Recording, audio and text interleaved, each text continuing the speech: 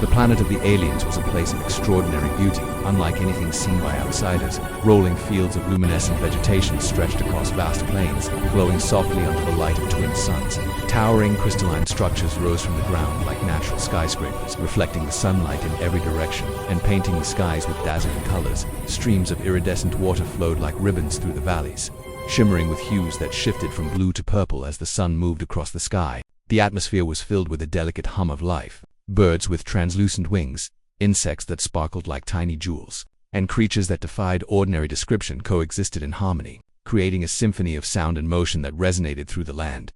The alien inhabitants themselves were gentle, intelligent beings. Their forms were slender yet strong, with skin that mirrored the colors of their surroundings, allowing them to blend seamlessly into their environment. They had large, expressive eyes that could see across great distances, and they communicated through a combination of musical tones and subtle gestures, a language that was as beautiful as it was precise. This language was not merely words or sounds, it was an art form, a living, breathing expression of thought and emotion. From a young age, every member of the society learned not only to survive but to understand and respect the intricate balance of their world. Their civilization, though peaceful, was technologically advanced in ways that perfectly matched their environment. Buildings were grown from living crystals, shaped and nurtured like plants, and every structure served multiple purposes: homes, schools, energy centers, and places of worship all intertwined seamlessly. Transportation was silent and fluid. Vehicles glided effortlessly above the ground, powered by energy drawn directly from the planet's magnetic fields. Their scientists and scholars had developed tools to study the stars, navigate space, and even manipulate certain natural forces.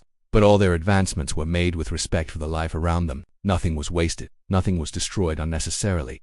Despite all their accomplishments, the aliens were vulnerable in ways they could not control. Their planet, while beautiful and life-giving, had fragile ecosystems. A single misstep, an unchecked predator, or an environmental imbalance could cause devastation. While they had minor defenses, they had never faced a true external threat. Theirs was a world that thrived on harmony, not on war. They had no experience dealing with aggressors who would not stop, who would exploit weaknesses without care for life. Life for them was generally calm and predictable. Families gathered in the evenings, sharing stories of past generations, passing down knowledge and traditions. Children learned the ways of their world through exploration and play, guided by elders who had spent decades understanding the rhythms of the planet. Music and art were central to their existence. Every festival, every ceremony, was a celebration of their connection to the land and to one another. They took pride not in conquering others, but in perfecting the art of living in harmony with the universe. Yet, as idyllic as this life seemed, there were small whispers of worry. Scouts and observers had begun noticing strange anomalies at the edges of their territory.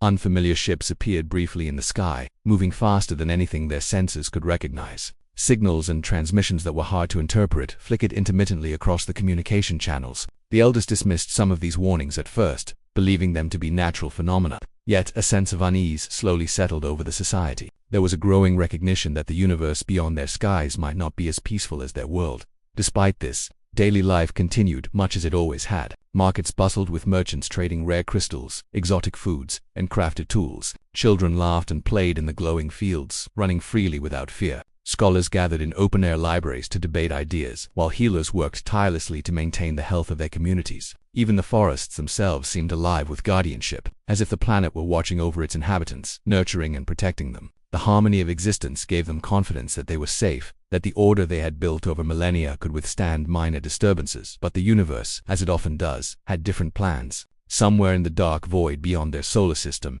other beings watched with interest. Unlike the gentle aliens, these outsiders were predatory, calculating, and driven by motives that had nothing to do with harmony or beauty. Their eyes were drawn to the thriving ecosystems, the wealth of resources, and the peaceful civilization that had grown complacent in its safety. For these aggressors, the alien planet was a prize, a target to be taken by force if necessary. The aliens had no way of knowing this yet. From their perspective, the world was stable, and danger was a concept they had studied only in theory. They focused on their work, their families, their communities, and their art. They strengthened their defenses in small ways, building minor fortifications and surveillance systems. But these were mostly symbolic, meant to maintain a sense of security rather than to withstand a real assault. There was an innocence to their trust in the natural order, a belief that intelligence and wisdom would protect them from harm as they went about their days. Unaware of the true scale of the threat, they continued to cultivate life in all its forms. Scientists experimented with sustainable energy. Artisans created magnificent sculptures that captured the light of their twin suns. and teachers ensured that each new generation learned to respect the delicate balance of existence. It was a life of beauty, creativity, and peace, but one built on a foundation that had never been truly tested. This untested world was about to face challenges unlike any it had ever known. The alien society, confident in their routines and achievements, was approaching a crossroads. They had prepared for environmental difficulties, minor skirmishes, and internal conflicts, but nothing could have prepared them for the external forces moving toward their planet. The stage was set for a collision between innocence and aggression, peace and predation, life and destruction. The tranquil rhythms of their daily lives, the glowing fields and crystalline cities, the music and laughter, all hung in delicate balance, waiting for the storm that would arrive from the void beyond the stars. In this moment, the aliens were blissfully unaware of the storm to come. They lived in a world where every day was a gift, where every life was precious, and where beauty and knowledge flourished together. Their world was a shining example of what could be achieved when intelligence and harmony coexist. Yet, hidden in the dark stretches of space, eyes watched and plans were made, and the first steps toward an unprecedented danger had already begun. The first signs of trouble arrived quietly, almost imperceptibly at the edges of the alien civilization's territory. At first, it was nothing more than strange shadows moving across the horizon, fleeting glimpses of unfamiliar ships that appeared and vanished faster than their senses could track. The scouts who spotted these anomalies reported back to the elders, describing movements and shapes that defied any explanation they had studied before. At first, the elders were hesitant to act. They had always believed that their world was protected by its own natural defenses, by the intelligence and vigilance of its people, and by the harmony that had existed for countless generations. But as reports accumulated, and sightings became more frequent, a quiet unease began to settle over the cities and villages. The aliens, by nature, were cautious, but not aggressive. Their first instinct was to observe and analyze, to study the movements of these unknown objects and attempt to understand their intentions. Scientists were dispatched to track patterns, using the planet's advanced monitoring systems to try and predict where these visitors might appear next. Analysts pored over every signal, every anomaly, comparing it with known phenomena and historical records. They debated endlessly in forums that were part laboratory, part council chamber, trying to determine whether these intrusions were accidental, exploratory, or threatening. But despite all their intelligence and preparation, the truth remained elusive. Then came the first direct confrontation. A small, outlying settlement, far from the capital, was struck by a sudden, violent attack. The alien inhabitants had no experience with aggression on this scale. Their defensive systems, designed to deter minor threats, were overwhelmed instantly. Buildings that had taken decades to grow were shattered. Vital energy grids were damaged, cutting off communication with neighboring settlements. Panic spread as families scrambled to survive. It was the first real taste of the danger that had been looming just beyond the horizon. In response, the alien leaders convened emergency councils. They gathered in the crystal halls of the capital, where light bent through the walls like liquid rainbows. Every elder, every strategist, every scholar contributed to the discussions. They debated what measures could be taken to protect the population, how to fortify vulnerable settlements, and whether they should attempt to communicate with these unknown attackers. Some argued for retreat, suggesting that the community scatter and hide until the threat passed. Others insisted on standing their ground, confident that intelligence and coordination could repel any force. Despite the urgency, every decision was tempered by the alien society's deep respect for life. Even in planning defense, they sought solutions that would minimize harm to both themselves and the environment around them as they worked tirelessly to prepare. The attackers grew bolder. Supply lines were disrupted, smaller settlements were destroyed, and more families were forced to flee. The aliens had never imagined a scenario in which so much could be taken from them so quickly. Every failure in defense was a blow to morale. Citizens who once walked the streets with laughter in their voices now moved with caution, fear etched into their expressions. Children clung to their parents, aware on some level that the world they had known was changing. The air once filled with music and the hum of life now carried the tension of uncertainty. Despite the growing fear, the aliens refused to give in to despair. They intensified their efforts, employing every skill and resource at their disposal. Engineers developed improvised defenses, using energy fields and crystalline structures to create barriers and shields. Scouts ventured further into the territory, risking capture or destruction, in order to map the movements and strategies of the attackers. Scholars worked around the clock, trying to decipher patterns, predicting what might come next, and searching for weaknesses in the invaders' approach. The entire civilization mobilized, driven by necessity and the instinct to survive. At the same time, internal challenges began to rise. Displacement and fear caused tension among the population. Food and resources, while abundant in normal times, became harder to manage as supply lines were disrupted and settlements were abandoned. Arguments broke out over priorities, Should they focus on protecting the capital or ensure that outlying communities were safe? Leaders faced criticism from citizens who felt decisions were too cautious or too risky. Even within families, the stress of the attacks began to show. Elders worried about the younger generations, while parents struggled to maintain calm and reassurance in the face of ongoing danger. The alien society also faced the challenge of understanding an enemy unlike anything they had encountered before. The attackers were not merely destructive, they were adaptive. Every strategy the aliens implemented to defend themselves was met with countermeasures. Shields that had been effective one day were bypassed the next. Observation posts were sabotaged. The invaders seemed to anticipate the aliens' moves, striking precisely where the defense was weakest. It became increasingly clear that brute force alone would not be enough. They needed strategy, ingenuity, and perhaps help from unexpected sources. Despite these setbacks, small victories occasionally brightened the dark days. Scouts occasionally intercepted enemy communications, giving the aliens brief moments of advantage. Engineers managed to repair critical energy grids under dangerous conditions, restoring vital systems. Citizens displayed remarkable courage, risking themselves to protect others or to salvage critical supplies. Each success, no matter how small, strengthened their resolve and reminded them that they were not powerless. It was a reminder of the resilience and ingenuity that had allowed their civilization to thrive for generations. As the attacks escalated, the aliens began to realize something that had been difficult to acknowledge. Their civilization, as advanced and harmonious as it was, might not survive this alone. The invaders were not just interested in conquest, they were efficient, ruthless, and relentless. Their strength lay in aggression and adaptability, qualities the peaceful aliens had never fully developed. For the first time, fear was no longer theoretical. It was real, palpable, and threatening the very existence of their society. The leaders made plans to evacuate key populations if necessary. Though the thought of abandoning their homes filled them with dread, communities prepared hidden shelters, stockpiled resources, and rehearsed evacuation procedures. Every citizen was trained in emergency protocols, aware that survival would depend not only on skill but also on cooperation and calm under pressure. The alien society, which had once taken peace and stability for granted, now faced the stark reality of life under siege.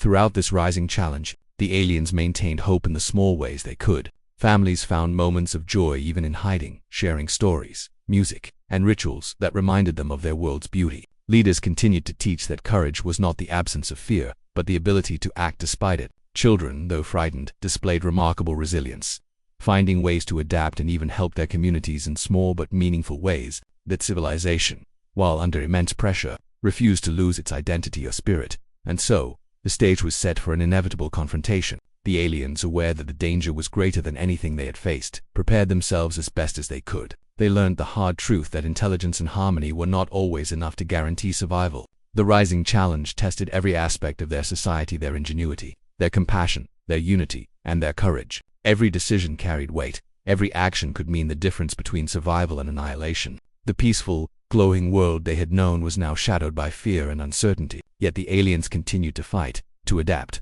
and to hope for a solution that had not yet revealed itself.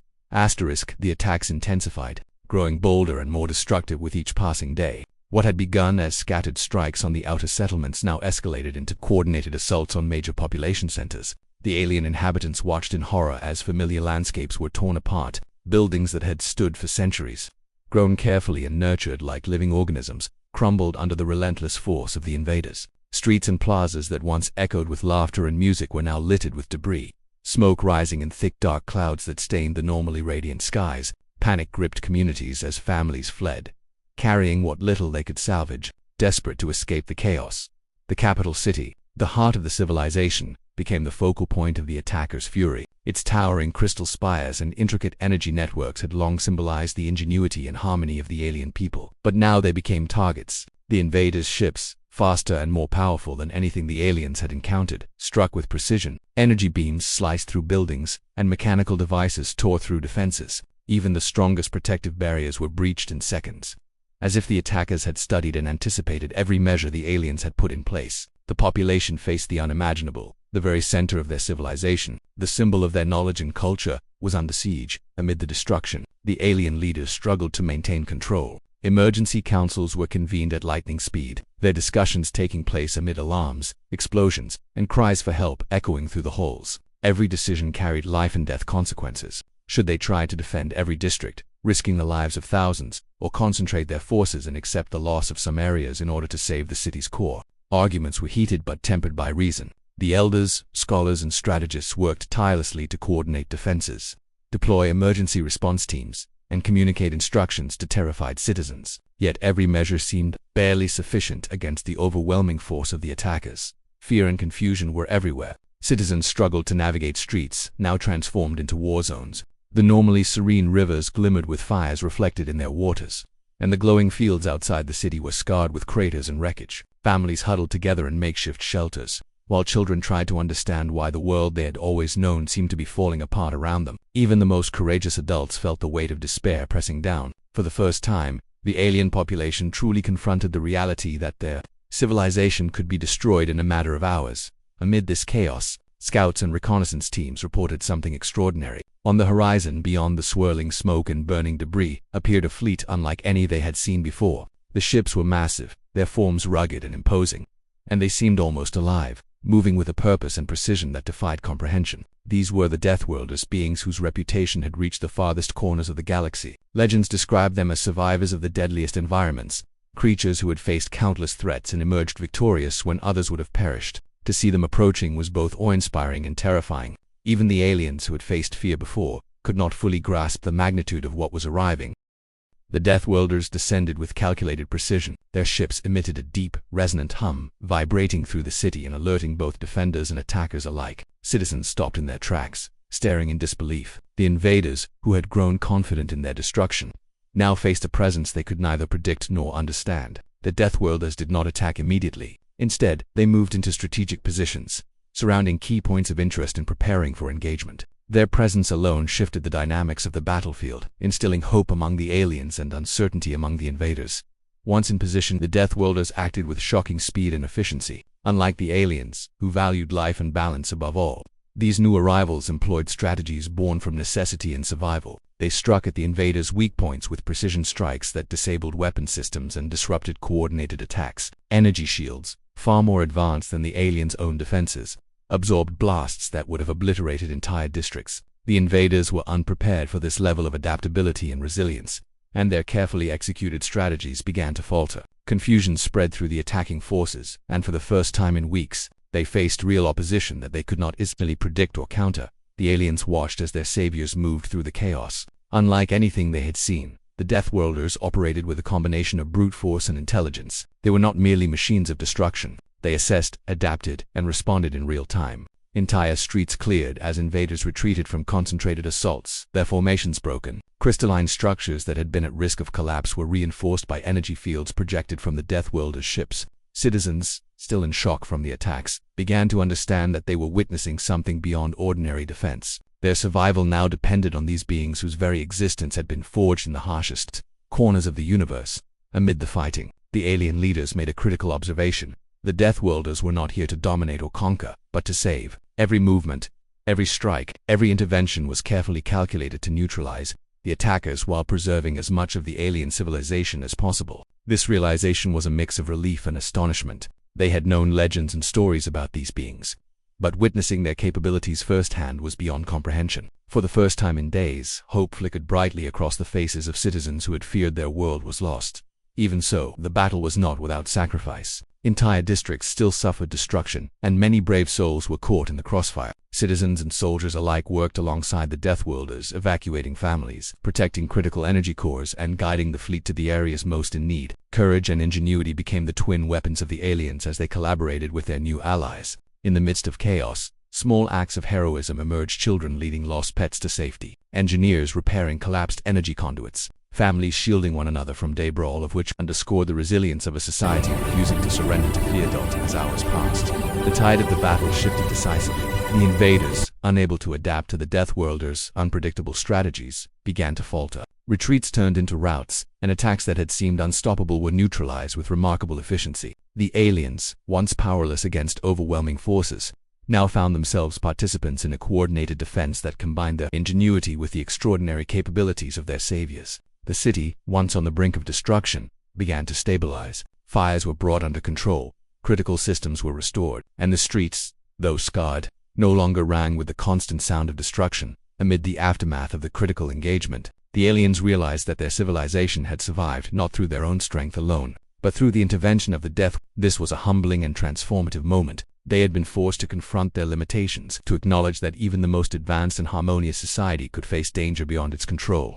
The experience reshaped their understanding of survival, courage, and collaboration, leaving an indelible mark on the minds and hearts of every citizen. The alien civilization had endured its greatest trial yet. The city still bore the scars of destruction, but it had survived. The invaders had been repelled, their strategies defeated, and the aliens had witnessed firsthand the extraordinary capabilities of their unexpected saviors. This moment marked a turning point in history, a transition from helplessness to cautious hope, from fear to resilience. It was a period of extreme tension and danger, yet it also revealed the potential for extraordinary alliances, for the triumph of ingenuity and courage in the face of overwhelming odds. The battle that had brought the alien civilization to the brink of collapse began to turn decisively in favor of their unexpected saviors. After hours of relentless assault, confusion, and fear, the aliens watched as the invaders faltered under the onslaught of beings who seemed to exist in a state of perfect efficiency, adaptability, and survival instinct. The attackers, once confident and coordinated, were now struggling to maintain formation, their weapons misfiring, and their strategies failing. Each wave they launched was met with overwhelming resistance, not just brute force, but an intelligence that calculated every move, every weakness, and every opportunity with flawless precision. The Deathworlders moved through the battlefield like forces of nature. They were terrifying to behold, yet awe-inspiring in their methodical efficiency. Some advanced through the streets, neutralizing enemy forces with energy weapons that emitted controlled, precise bursts. Others deployed defensive barriers around key districts, shielding civilians and essential infrastructure from harm. The aliens, though overwhelmed by the magnitude of the invaders' initial attacks, now began to see a glimmer of hope. For the first time since the conflict had begun, there was a sense that survival was not just a distant possibility, but an achievable reality. Civilians who had been hiding in shelters, trembling with fear, emerged cautiously to witness the incredible battle unfold above them. The twin suns reflected off the Deathworlders' ships, creating a dazzling spectacle in the sky that seemed almost supernatural. Their movements were fluid yet deliberate, calculated to maximize impact while minimizing collateral damage to the alien cities and ecosystems. The aliens, still reeling from the initial destruction, could hardly believe that beings from another part of the galaxy had arrived not to conquer or exploit, but to protect and save them. The invaders, realizing that their carefully planned assault was collapsing, attempted to regroup. They directed concentrated attacks toward the areas where the Deathworlders were stationed, hoping to break the momentum. Yet every attempt was anticipated and countered. The Deathworlders seemed to read their intentions, adapting instantaneously to new strategies. Energy shields flared and absorbed attacks that would have decimated entire blocks of the city, while targeted strikes disabled key enemy machinery. The invaders' morale began to falter as they suffered losses they could neither understand nor prevent. Panic spread through their ranks, and what had once seemed like an unstoppable force now looked increasingly vulnerable.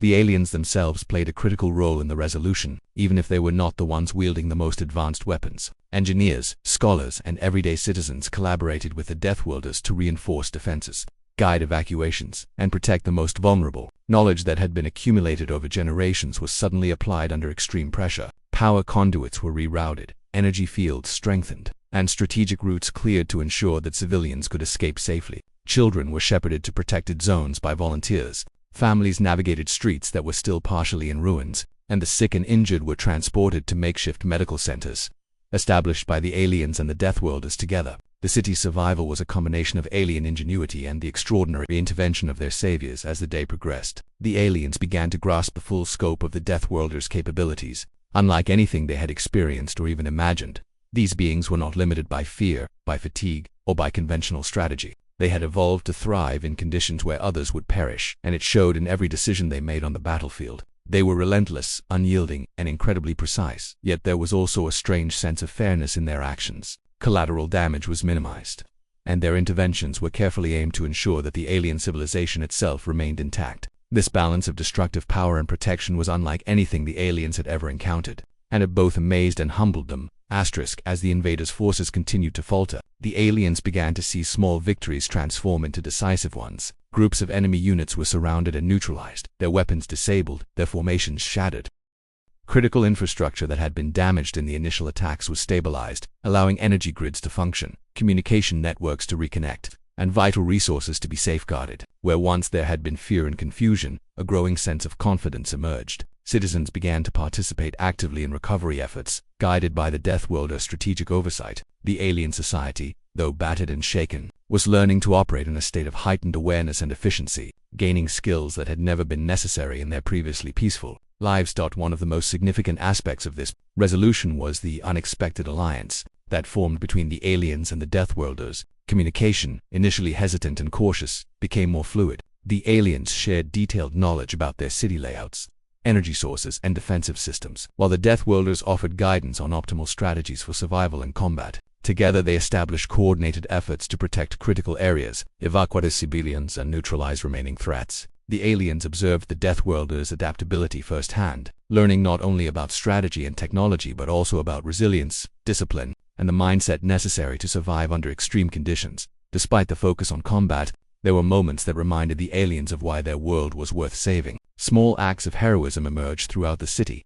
A young alien rescued a group of children trapped under debris. A healer risked her own safety to tend to the injured in a collapsing building. Engineers worked side by side with Deathworlders to stabilize structures while enemy forces still loomed nearby. These acts, though minor in the context of a large-scale battle, symbolized the spirit and determination of the alien society. They were reminders that even in the face of overwhelming danger, life could endure, and hope could persist. By late in the day, the invaders' attempts at organized resistance had collapsed entirely. Their forces were scattered, their machinery damaged, and their morale destroyed. The Deathworlders, efficient as always, continued to neutralize remaining threats with methodical precision. For the aliens, the realization was profound. They had survived the most intense crisis in their history, not through luck alone, but through the combination of their own resilience and the extraordinary intervention of their allies. The city, though scarred, stood as a testament to survival, adaptation, and the unexpected power of cooperation. In the aftermath of the final engagements, the Deathworlders assisted in stabilizing the alien civilization further. They repaired critical infrastructure, restored energy networks, and helped to secure areas still vulnerable to residual attacks. They also offered guidance on rebuilding strategies, ensuring that the aliens could restore their cities while incorporating lessons learned from the conflict. The aliens watched as these beings, whose existence had been forged in the harshest environments imaginable, acted with both power and wisdom. It became clear that survival depended not only on strength but on intelligence, adaptability, and a willingness to work with allies, no matter how unfamiliar they might be. The resolution of the conflict marked a turning point for the alien civilization. They had survived not just the attacks, but the complete disruption of their world as they knew it. The lessons of the battle were profound. The aliens recognized that peace, intelligence, and harmony, while invaluable, were not always sufficient to protect against external threats. Preparation, strategy, and the ability to act decisively under pressure were equally critical. Perhaps most importantly, they understood the value of alliances and the possibility that help could come from unexpected places, even from beings whose nature and reputation were intimidating and mysterious. As the last of the invaders were driven away or neutralized, the aliens began to assess the full scope of the recovery effort. Families reunited, vital systems came back online, and communities began the slow process of rebuilding. The Deathworlders, having completed their mission, began to withdraw, their presence already legendary in the eyes of the aliens. They had arrived when hope seemed nearly lost, turned the tide of a desperate conflict, and then ensured that the civilization could continue to thrive. For the aliens, this resolution was both humbling and inspiring. They had faced annihilation and survived, not by chance, but by embracing courage, cooperation, and the guidance of those stronger and wiser than themselves. The resolution was not only about survival, it was about transformation. The aliens emerged from the conflict changed, their society marked by both the scars of battle and the wisdom gained from it. They had learned to act decisively in the face of danger, to work together under pressure, and to value the lessons that extraordinary allies could provide. Their civilization, once purely focused on harmony and beauty, now carried within it the knowledge and experience necessary to endure challenges of unimaginable scale. The resolution was complete, not in the absence of hardship, but in the successful navigation of it, leaving a legacy of resilience, hope, and new understanding that would guide future generations. In the days following the final battle, the alien civilization slowly began to breathe again. The once chaotic streets now carried an air of cautious optimism, though the scars of conflict were evident everywhere. Crystalline towers bore marks of the invaders' attacks, streets were strewn with debris, and energy conduits that had been damaged flickered as engineers worked tirelessly to restore them. Despite the visible damage, there was a growing sense among the citizens that their world had not only survived, but that they had emerged stronger and wiser for it. The realization settled in slowly, a combination of relief, pride, and lingering awe at what had just occurred. Families reunited in quiet, tentative gatherings. Parents embraced children who had been evacuated or hidden during the chaos, and elders sought out those who had been separated from their communities. The process was emotional, filled with tears, laughter, and the occasional stifled gasp as the magnitude of survival sank in. The aliens, who had lived their lives in the comfort of peace and stability, were experiencing something they had never imagined: the weight of near extinction and the raw beauty of being spared. In these moments, even the most stoic among them found their hearts stirred, understanding that life itself had been fought for, defended not by chance but by courage, strategy, and unexpected alliances. Communities began to work together in ways they never had before. Engineers, scholars, and ordinary citizens collaborated to rebuild their cities and infrastructure. Crystalline structures were restored, energy grids repaired, and communication systems brought back online. The process was painstaking, often requiring the careful coordination of thousands of individuals, but it was also deeply fulfilling. The aliens discovered that adversity had unlocked a newfound resourcefulness, where once they had taken their environment and systems for granted. They now approached every task with awareness, precision, and a heightened appreciation for the fragility and resilience of their civilization. The impact of the Deathworlders' intervention was profound and enduring. Though they had departed after ensuring the aliens' immediate survival, the lessons they imparted remained. The aliens reflected on the strategies and techniques that Deathworlders had employed: adaptability, rapid decision-making, and the ability to remain calm under extreme pressure. These lessons went beyond military tactics. They were life lessons, guiding the aliens in how to respond to unexpected challenges in every aspect of their lives. Scholars documented these lessons, creating detailed records that would be studied by future generations, ensuring that the knowledge would never be lost. Children, in particular, were affected in ways that would shape the society for decades to come. Those who had witnessed the battle, who had felt the fear and chaos firsthand, now learned the value of courage, resilience, and hope. Schools incorporated new teachings about adaptability, critical thinking, and community responsibility. Lessons were no longer just theoretical, they were rooted in lived experience. In a world that had tested them to the very edge of survival, the stories of bravery, both of the aliens themselves and of the Deathworlders who saved them, became central to education and culture, shaping a generation that would grow up knowing that even the most peaceful lives could be disrupted and that survival often required extraordinary effort and cooperation. At the same time, the alien civilization reflected on the deeper meaning of what had occurred. Their world had been under threat not just because of proximity or resources, but because of the universe's unpredictable nature. They realized that intelligence, culture, and beauty, while invaluable, could not always protect a society from external forces. Strength, adaptability, and alliances were equally critical. The aliens began to embrace a new philosophy, one that balanced harmony with preparedness, peace with resilience. This shift was subtle but profound, influencing not only government and defense policies but also the way ordinary citizens viewed their responsibilities toward one another and toward their planet. The immediate aftermath was filled with both work and celebration. While the cities were repaired and critical systems restored, there were moments of quiet joy and ritual to commemorate survival. Families gathered in public spaces, sharing music, dance, and stories that had been interrupted by the attacks. Memorials were created for those who had been lost or injured, honoring their sacrifice while also celebrating the collective effort that had preserved the civilization. The air, once tense with fear and chaos, gradually filled with the sounds of life returning, children laughing, artisans creating, and scholars debating once more. These moments reinforced the understanding that survival was not merely the absence of death but the restoration of community, culture, and identity. The aliens also began to understand the importance of alliances and interstellar relationships. The Deathworlders had arrived unexpectedly, demonstrating that help could come from the most unlikely sources. This realization reshaped the way the aliens approached the universe beyond their own world. Diplomatic missions, exploration programs, and communications with other civilizations were strengthened. They sought not only to protect themselves but also to form networks of trust and cooperation that might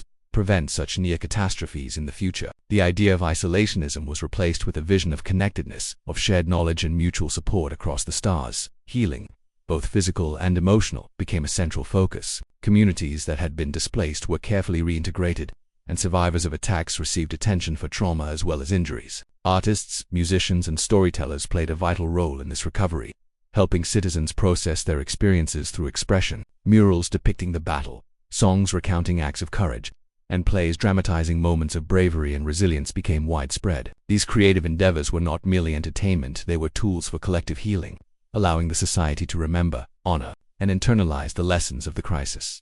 Economically, the society faced challenges as well. Resources had been depleted, infrastructure damaged, and production temporarily halted. Yet, through cooperation and ingenuity, the aliens managed to restore stability. Energy systems were repaired using both traditional methods and innovative solutions, learned from observing the Trade routes, both local and interstellar, were re-established, ensuring the flow of essential goods. Communities that had been cut off or threatened now found themselves connected once more, and the sense of interdependence strengthened bonds across the civilization. Over time, the aliens began to rebuild not only their cities but also their worldview. The battle had taught them that survival was not guaranteed, that peace was fragile, and that vigilance was necessary. Yet, they also understood that fear and aggression alone could not define their society. They learned to blend caution with optimism, preparation with hope, and strength with compassion. The lessons of the Deathworlders and the resilience demonstrated during the crisis became central to the culture, shaping governance, education, and everyday life. Policies were enacted to ensure readiness for future threats, while still preserving the core values of harmony, creativity, and respect for life. The legacy of the crisis became part of the cultural memory. Stories of heroism, collaboration, and unexpected salvation were passed down through generations. Citizens spoke of the day the Deathworlders arrived with reverence and gratitude, not only because of the power they wielded, but also because of the guidance and wisdom they shared. These stories became teaching tools, moral examples, and sources of inspiration. They reminded every member of the society that even in the darkest moments, courage, cooperation, and hope could prevail. As the years passed, the alien civilization continued to thrive. They integrated the lessons of survival into their daily lives, maintaining the beauty and harmony of their world while also preparing for unforeseen challenges. The twin suns continued to rise over the luminescent plains. Rivers shimmered in the light, and the crystalline towers once again reflected the sky in brilliance. Yet beneath this beauty lay a new layer of wisdom and strength, a society forever shaped by the near destruction they had endured, and the extraordinary allies who had ensured their survival. The Deathworlders themselves became almost mythic figures in the aliens' collective memory. Though they departed, their impact remained. The aliens recognized that survival in a vast and unpredictable universe required humility, respect for powerful forces beyond their understanding, and the willingness to accept help when offered. They also understood that their own capabilities had grown through the experience. Their resilience, ingenuity, and courage had been tested and proven. They had survived because they learned quickly, adapted boldly, and worked tirelessly, often in the face of overwhelming fear. In the end, the aliens' reflection on these events was both sobering and uplifting. They had faced annihilation, endured unimaginable trials, and seen the very foundation of their world threatened. Yet through collaboration, intelligence, courage, and the intervention of beings far beyond their comprehension, they survived. They had learned that life, civilization, and harmony were precious but fragile, and that vigilance, adaptability, and cooperation were essential for continued existence. The experience reshaped their society, their values, and their understanding of the universe. It became a story told not just for remembrance, but for guidance, a story of danger, survival, and the profound lessons that emerge when life itself hangs in the balance. Asterisk.